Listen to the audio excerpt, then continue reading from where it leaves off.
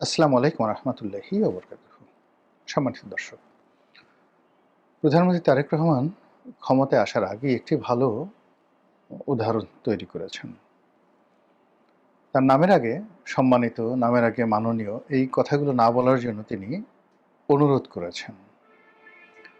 এবং সেই অর্থে এই যে এখন তিনি যে প্রধানমন্ত্রী হলেন, এই প্রধানমন্ত্রীর পদটি পশ্চিমা দুনিয়াতে যারা ব্যবহার করেন বা যারা প্রধানমন্ত্রী নির্বাচিত হন ইউরোপে, আমেরিকাতে বা প্রেসিডেন্ট নির্বাচিত হন, তো সেখানে কেউ হয়তো ভদ্রতা করে মিস্টার প্রেসিডেন্ট বলেন, কিন্তু বেশিরভাগ ক্ষেত্রেই প্রেসিডেন্ট বা প্রেসিডেন্ট ট্রাম্প এরকম কথাবার্তা, বা প্রাইম মিনিস্টার মোদি, ঠিক জাস্ট এরকম প্রাইম মিনিস্টার মোদি, কিন্তু অনারেবল প্রাইম মিনিস্টার মোদি বা সম্মানিত প্রাইম মিনিস্টার মোদি বা মোদিজি, এরকম কথাবার্তা, তেল মারা কথাবার্তা গণতান্ত্রিক বিশ্বে নেই।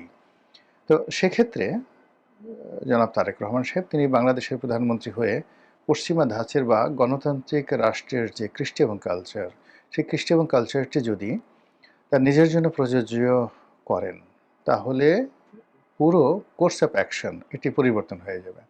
আমাদের দেশে যেমন একজন ডিসি সাহেব, তাকে ডিসি মহোদয় বলতে হবে। টিওনো সাহেবকে ইউনো বা টিওনো মহোদয় বলতে হবে। আইজি মহোদয়, সচিব মহোদয়, মন্ত্রী মহোদয়। মানে এই মহোদয় কথাটা আমার কাছে একটা খুব ঠাট্টা বা মশকরার মতো জিনিস মনে হয়। এমপি মহোদয়, আরে বাবা, এমপি মহোদয়, মহোদয় অর্থ কি? মানে এই যে জিনিসগুলো বাংলাদেশে শুরু হয়েছে তেলবাজির, এই তেলবাজির জায়গাটিতে তারেক রহমান সাহেব প্রাথমিকভাবে যে আঘাত করেছেন, তাকে ধন্যবাদ। সুতরাং তাকে সবাই যদি মিস্টার প্রাইম মিনিস্টার বা জনাব প্রধানমন্ত্রী বা প্রধানমন্ত্রী তারেক, অসাধারণ একটি, যেমন ভারতে যদি প্রধানমন্ত্রী মোদি বলা হয় আর এখানে যদি প্রধানমন্ত্রী তারেক বলা হয়, একটা অসাধারণ সাম্যতা রয়েছে। কিন্তু আমরা যদি বলি যে দেশনায়ক, শতাব্দীর সেরা, মানে মহানায়ক, তারপর শহীদ জিয়া পুত্র, বেগম জিয়ার চোখের মণি, আবহমান বাংলার, ইত্যাদি আরও অনেক কিছু বিশেষণ যোগ করে গণপ্রজাতন্ত্রী বাংলাদেশ সরকারের মাননীয় প্রধানমন্ত্রী জনাব তারেক রহমান মহোদয়, এই আপনি কুনুতি লাগাতে গেলেই একটা মানুষকে হালকা করে দেয়া হয়।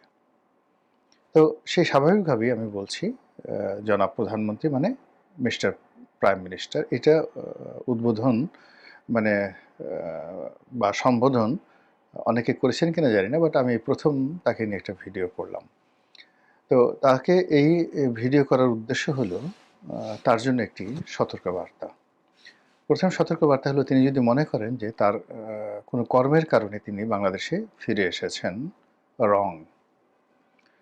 মহান আল্লাহ রাব্বুল আলামিন একটা বিশেষ কৌশলে এবং একটি বিশেষ সুযোগে তার বান্দাকে, তারেক রহমান তার বান্দাকে তিনি বাংলাদেশের মসনদে বসিয়েছেন।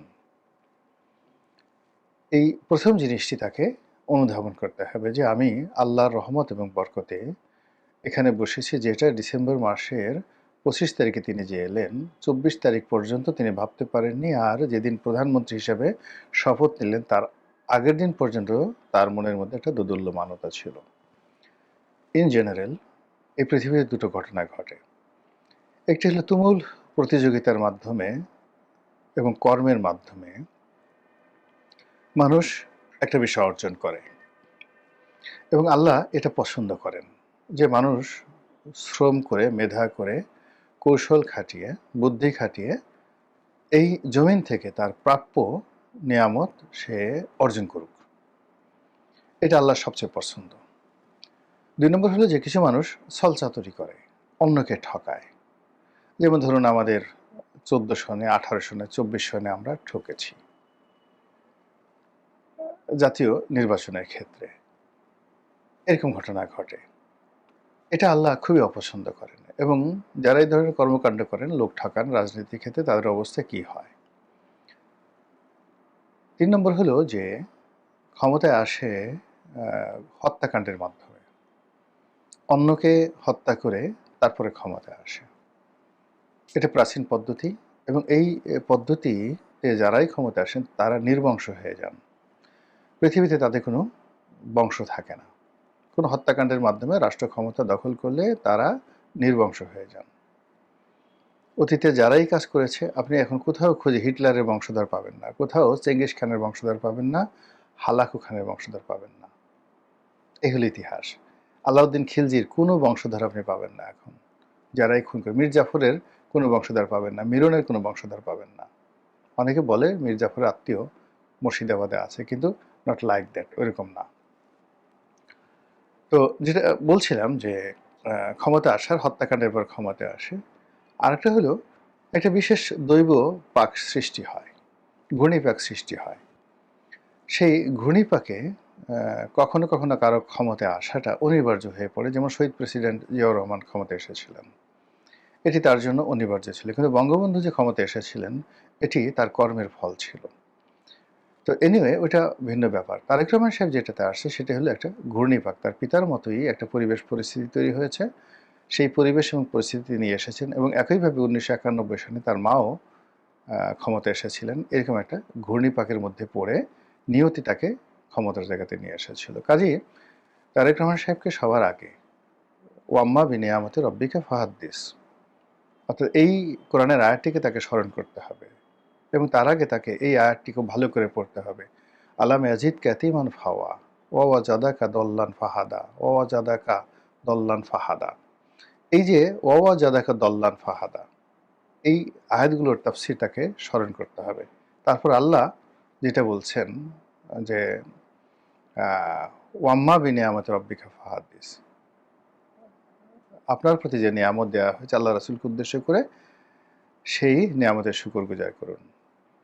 এই বিষয়গুলো তিনি যদি ডিভ্যালুয়েট করেন এবং কখনো ভুলে যান, তার সকল নিয়ামত তার জন্য বুমেরাং হয়ে পড়বে। কথাগুলো বললাম এই কারণে যে তিনি যে বিশেষ কৌশল, যে বিশেষ পরিস্থিতি এবং বিশেষ ঘূর্ণিপাকের মাধ্যমে ক্ষমতায় আসছেন, সেগুলোর মধ্যে লন্ডন বৈঠকটি ছিল তার জীবনের সবচেয়ে তাৎপর্যপূর্ণ একটি ঘটনা, এবং এই ঘটনার জন্য তিনি নিজেও প্রস্তুত ছিলেন না। সারা বাংলাদেশের রাজনীতিতে ডক্টর মোহাম্মদ ইউনূস অসহায় হয়ে পড়েছিলেন। তিনি কাউকে বিশ্বাস করতে পারছিলেন না, মনের কথা কাউকে বলতে পারছিলেন না। তার হুকুম মান্য করার মতো কেউ ছিল না। যে যার মতো করে মপ করেছে, যে যার মতো করে যার যার বিভাগ অনুবিভাগ চালিয়েছে, এবং যে যার মতো করে এই ভদ্রলোকের সর্বনাশ ঘটিয়েছে, অপদস্থ করেছে। তিনি যে সাধ্য তেঁতুলের বিশি ছিলেন, নট লাইক দ্যাট। কিন্তু আবার তার সঙ্গে যে সবাই ভালো আচরণ করেছে, সবাই সহযোগিতা করেছে, আর তিনি একা সবাইকে বাড় দিয়েছেন, নট লাইক দ্যাট। এখানে বেশিরভাগ মানুষ তার সাথে মুনাফিকি করেছে, তাকে ব্যবহার করার চেষ্টা করেছে, কথা দিয়ে কথা রাখেনি। এটা হলো বাস্তবতা। ঠিক সেই সময়টিতে তার মনে হয়েছে যে লন্ডনে গিয়ে তারেক রহমান সাহেবের সাথে বৈঠক করাটা তার জন্য ফরজি আইন। তিনি সেটি করেছেন, এবং তিনি তারেক রহমান সাহেবের সঙ্গে তার যে বৈঠক হয়েছে, দীর্ঘ 2 ঘন্টার বৈঠক, এই বৈঠকে নিঃসন্দেহে অনেকগুলো সমঝোতা হয়েছে, কমিটমেন্ট। ডক্টর মোহাম্মদ ইউনূসের পক্ষ থেকে কমিটমেন্ট ছিল, তারেক রহমান সাহেবের পক্ষ থেকেও কমিটমেন্ট ছিল। আদারওয়াইজ এই যে ফেব্রুয়ারি মাসে নির্বাচন, এই নির্বাচনে তারেক রহমান সাহেবের বিজয়, তার দেশে ফেরা, এটি হয়তো হতো না। তো এক্ষেত্রে রাজপুরুষ হিসেবে রাজা কখনো মিথ্যা বলেন না, রাজা কখনো অঙ্গীকার ভঙ্গ করেন না। তো তারেক রহমান সাহেবের সঙ্গে ডক্টর মোহাম্মদ ইউনূসের যে সমঝোতা হয়েছে, যে বিষয়গুলো 1 to 1, এখানে অন্য কারোর সাথে কী হয়েছে ডাজ নট ম্যাটার, তার সঙ্গে যে কথাগুলো হয়েছে, এই প্রতিটি কথা তাকে অক্ষরে অক্ষরে পালন করতে হবে। What ever maybe, I don't know, আমি কিচ্ছু জানি না, কিন্তু আমি এটা নিশ্চিত জানি, মানে আমি কিচ্ছু জানি না কী কী কথা হয়েছে, কিন্তু আমি এটা নিশ্চিত জানি এবং বলতে পারি যে তাদের মধ্যে একটা সমঝোতা হয়েছে। এখন এই সমঝোতার যে শর্তগুলো, প্রাথমিক শর্ত ডক্টর মোহাম্মদ ইউনূস পালন করেছেন। তিনি তার দায়িত্ব পালন করেছেন, কর্তব্য পালন করেছেন, ওয়াদা তিনি রক্ষা করেছেন, নির্বাচন সঠিক সময় করেছেন, এবং তারেক রহমান সাহেব এখন প্রধানমন্ত্রী। এখন তারেক রহমান সাহেবের অঙ্গীকার রক্ষা করার পালা। তার সঙ্গে যদি মানে আমি বলব, শুধু এই বয়োবৃদ্ধ 88 বা 90 বছর বয়স্ক ডক্টর মোহাম্মদ ইউনূস নন, অন্য যার যার সঙ্গে তার যে সকল কমিটমেন্ট হয়েছে, প্রতিটি কমিটমেন্ট, ওয়াদা তাকে রক্ষা করতে হবে, এবং ওয়াদা বরখেলাপ করার সঙ্গে সঙ্গে তার উপর যে বরকত রয়েছে, খোদাই বরকত, আসমানি বরকত, সেই বরকতগুলো নষ্ট হয়ে যাবে। যদি আমি একটা বিষয় শুধু বলি, অন্য কি বিষয় হয়েছে আমি বলতে পারবো না। শুধু একটা বিষয় যেটা আমরা আন্দাজ করি, যদি তার সঙ্গে কোনো কমিটমেন্ট হয়ে থাকে তাকে রাষ্ট্রপতি বানাতে হবে বা তাকে রাষ্ট্রপতি বানানো হবে, বানাতে হবে বা বানানো হবে। মানে বিএনপি যদি তাকে প্রস্তাব দিয়ে থাকে যে স্যার আপনি এই কাজটি করেন, দেন আপনাকে আমরা রাষ্ট্রপতি হিসেবে রেখে দেব এবং রাষ্ট্রপতির ক্ষমতা বাড়িয়ে দেব। They have to do it. তাকে রাষ্ট্রপতি বানাতে হবে। ২ নম্বর হলো যে এই যে রাষ্ট্রপতি যেহেতু ডক্টর মোহাম্মদ ইউনূস যদি হন, এজন্য তার ক্ষমতা লাগবে, পাওয়ারের ব্যালেন্স লাগবে, প্রধানমন্ত্রীর ক্ষমতা কার্টেল করতে হবে, রাষ্ট্রপতির ক্ষমতা বাড়াতে হবে। এর জন্য জুলাই সনদ এবং সংবিধান সংশোধনে যে শর্তগুলো ছিল সেগুলো জনাব তারেক রহমান সাহেবকে আল্লাহর ওয়াস্তে সেগুলো স্বীকার করতে হবে এবং সেগুলো বাস্তবায়ন করতে হবে। আদারওয়াইজ ওই যে বললাম যে তার উপর থেকে নিয়ামতের যে বরকত, সেই বরকত উঠে যাবে। এবং এখানে তারেক রহমান সাহেবের উপর যদি বরকত উঠে যায়, এটি বিএনপির জন্য, রাজনীতির জন্য, গণতন্ত্রের জন্য, এমনকি আওয়ামী লীগের জন্য এটি যে কত বড় ভয়ঙ্কর ক্ষতিকারক বিষয় হবে, এটা কল্পনাও করা যায় না। আফগানিস্তানে মার্কিন যুক্তরাষ্ট্র এবং হামিদ কারজাইয়ের মধ্যে যে সমঝোতা হয়েছিল, সেই সমঝোতাটা আমেরিকা রাখেনি। সেই আমেরিকা না রাখার কারণে কত ট্রিলিয়ন ডলার তার ক্ষতি হয়েছে এবং কি পরিমাণ তার লস হয়েছে, এটা মানে আমেরিকা এখন হাড়ে হাড়ে টের পাচ্ছে। তো যার জন্য যার সাথে যে ধরনের কমিটমেন্ট হয় রাজনীতিতে, সেই কমিটমেন্টগুলো যত ক্ষতি হোক, যা কিছু হোক, ওটার উপর তাকে স্থির থাকতে হয়। ওই কমিটমেন্ট রক্ষা করতে গিয়ে যদি তার ক্ষমতা চলে যায়, তবু তিনি শান্তিতে থাকবেন।